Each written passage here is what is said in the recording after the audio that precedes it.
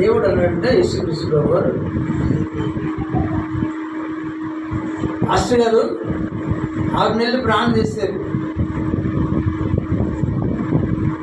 మరి 4వ కోణం నువ్వు చూస్తున్నావా అంటే, ఇచ్చినవి మీరు అడిగినవి పొందారని నమ్మండి అనే మాటను నువ్వు నమ్మేవా?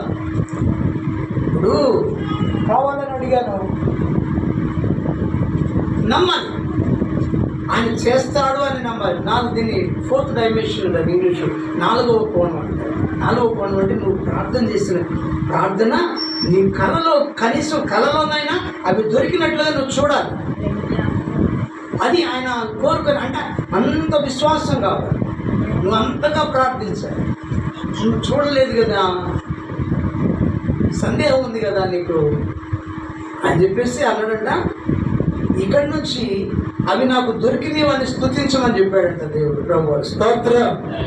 ఇక ఈయన ఏం చేశాడు, ఇక ఉదయాన్నే మందిరానికి రావడం, ప్రభు ఆ కుర్చీ ఇచ్చినందుకు స్తోత్రం స్తోత్రం, సైకిల్ ఇచ్చినందుకు స్తోత్రం స్తోత్రం, బల్లా ఇచ్చినందుకు స్తోత్రం అండి. 6 నెలలు అంతకుముందు చేశాడు, ఇప్పుడు 2 నెలలు చేస్తేనే కుర్చీ, టేబుల్, సైకిల్ మందిరం దగ్గరకు వచ్చినాయి. స్తోత్రం.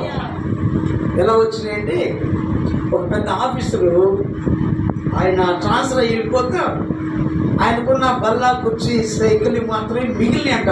లారీకి సామాను నిండిపోయింది. ఇక ఇవి పెట్టడానికి సామాను ఖాళీ లేదు లారీలో. అప్పుడు అసలు అనుకున్నట్టు అవి కూడా కొత్తేనంట. ఈ 3 ఏం తీసుకుపోతామని పాస్టర్ గారు చిన్న మందిరం పాస్టర్ గారు ఉన్నాడు, ఆయనకి ఇచ్చిపోదాం అనుకొని ఆయనే ఒక రిక్షా మీద దీని మీద వేసుకొని మందిరాన్ని తీసుకొచ్చి అక్కడ దించాడంట. మందిరం పాస్టర్ గారు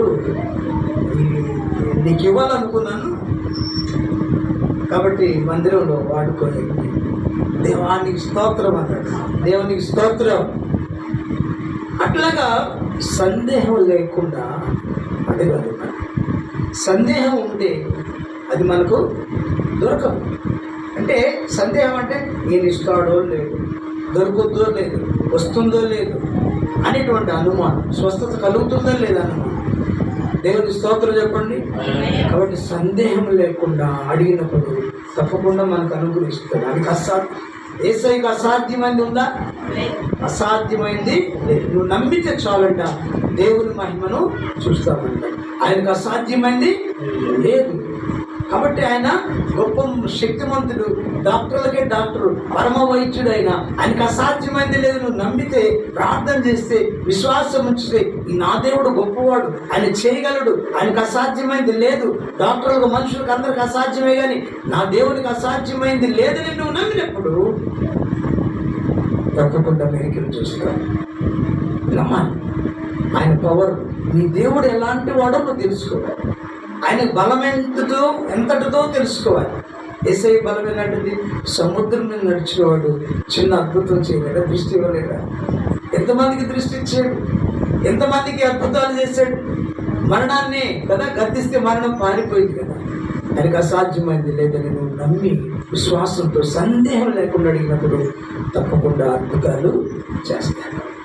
కాబట్టి పునరుద్ధాన ఆశీర్వాదాలు, పునరుద్ధాన ఈవులు, ఆయన చెరను చెరగా కొనిపోయి మనుషులకు ఈవులు ఇచ్చాడంట. ఆ ఈవులు ఒకటి ఏంటంటే, చూడని ఇక దేవుని చూసే ప్రత్యక్షతనిచ్చాడు. ఆయన చూడగలిగిన ధన్యత వారికి ఇచ్చాడు. రెండవది, భయాన్ని పోగొట్టాడు. శిష్యులలో ఉన్నటువంటి భయాన్ని పోగొట్టి ధైర్యాన్ని నింపాడు. సమాధానం లేదు వారికి, సమాధానం ఇచ్చాడు. నాలుగవది, సందేహంలో నివృత్తి చేశాడు. దేవునికి స్తోత్రం.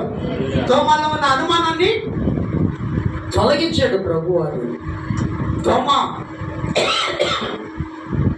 ఆ సందేహం వీడిపోయిన తర్వాత, నివృత్తి అయిన తర్వాత తోమా భారతదేశానికి వచ్చి భారతదేశాన్ని సువార్త ప్రకటించి కదా, భారతదేశంలో తన ప్రాణాన్ని దానిపోసాడు.